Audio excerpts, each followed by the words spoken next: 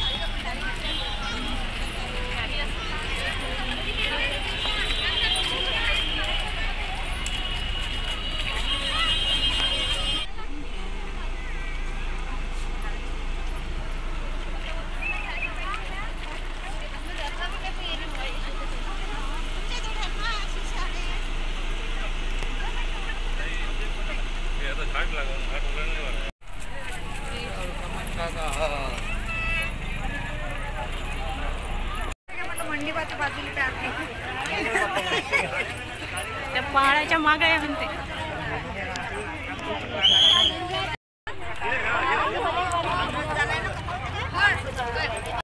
पर फल भी ज्यादा दे, ये निश्चित है।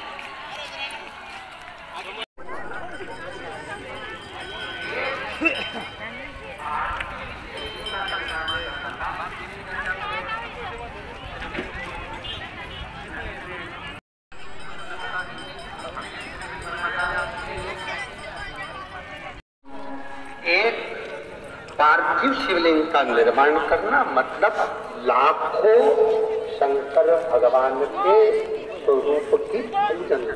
एक जड़ में पानी दिया और ऊपर तक पहुंच जाता है, लोग में जब चढ़ाते हैं तो उसके देवताओं का प्राप्त होता है। ब्रह्मा विष्णु महेश तीनों उस शिवलिंग के अंतर्गत विराजमान है। माता पार्वती उस शिवलिंग के अंतर्गत। राष्ट्र हित में और सनातन धर्म के हित में आप इसी प्रकार कार्य करते रहे। बाबा भोलेनाथ की कृपा सदा आप पर विद्यमान रहे। साथ में कथा के मुख्य जजमान माननीय श्री सांसद महोदय श्रीमती नवनीत जी राणा कि शंकर भगवान के नागरी की पवित्र धरती पे ये कथा हो रही है। महाराज ने कहा है शंकर भगवान की ये कथा, यहाँ का एक एक कंकर वो शंकर है।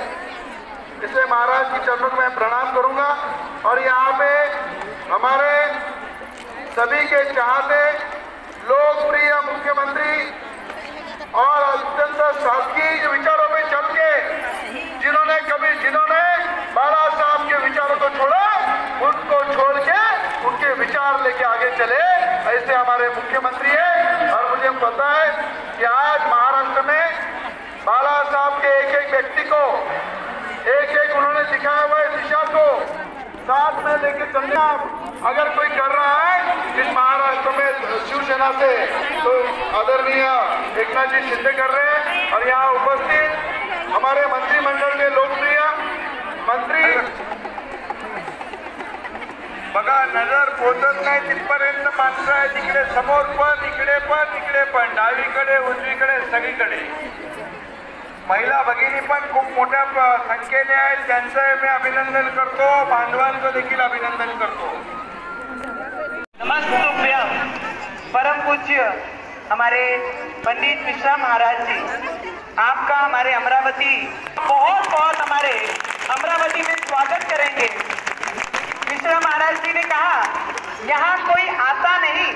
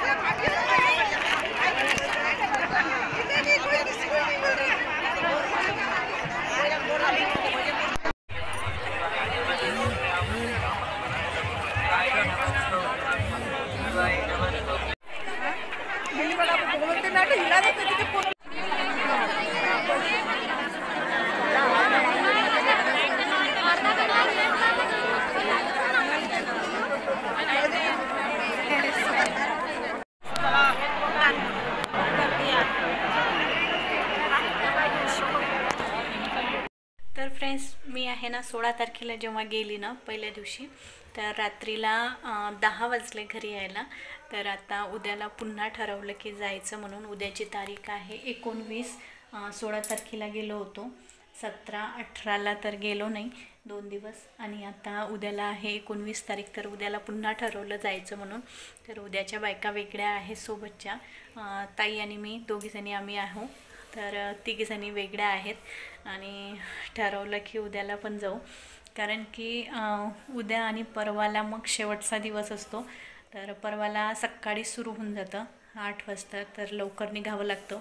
आणि उद्याला पण 8 वाजता आम्ही निघू घरून, आणि नंतर मग तिकडे पोहोचल्यानंतर 1 तास चालायला लागतो, 1-2 किलोमीटर पायी चालावं लागतं म्हणून. मग आणि काल आहे ना, म्हणजे 16 तारखेला आम्ही जेव्हा गेलो ना, त्या दिवशी ड्रायव्हरला रस्ता पण माहिती नव्हता, पार्किंग दुसऱ्या साईडने होती, गाडी दुसऱ्या साईडने टाकली, तर खूप वेळ झाला आणि चालावं जरा जास्त लागलं, म्हणून मग 2 दिवस राहू दिलं. आणि मग आता ठरवलं की अजून जायचं 2 दिवस.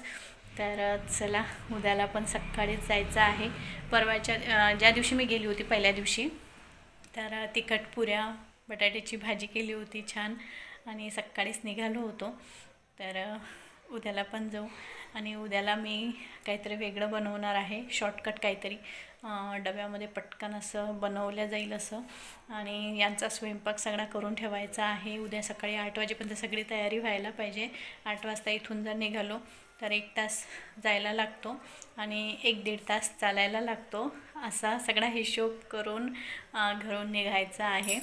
आणि चला, तर अमरावतीमध्ये आलेला आहे एवढ्या जवळपास, तर 2-3 दिवस आपल्याला पण ऐकायला भेटलं पाहिजे. घरून छान ऐकायला भेटतं, म्हणजे टी व्हीवर छान पाहायला भेटतं, ऐकायला भेटतं. माझी पण इच्छा खूप होती, 5 दिवस जायचं ठरवलं होतं, पण 5 दिवस तर काही जमलं नाही. पण आता शेवटचे 2 दिवस नक्की जाते. आणि चला, आजचा ब्लॉग पण इथे संपवते. उद्याचा ब्लॉग बघायला विसरू नका. तर चला, तर आता शिवपुराणचे पण ब्लॉग येतील, समोरचे ब्लॉग नक्की बघा. आणि आजचा ब्लॉग इथेच संपवते. आय होप तुम्हाला हा पण छोटासा ब्लॉग आवडला असेल तर नक्की लाईक करा आणि सबस्क्राईब करायला विसरू नका. चला, तर भेटू नंतरच्या न्यू ब्लॉगमध्ये. Bye bye.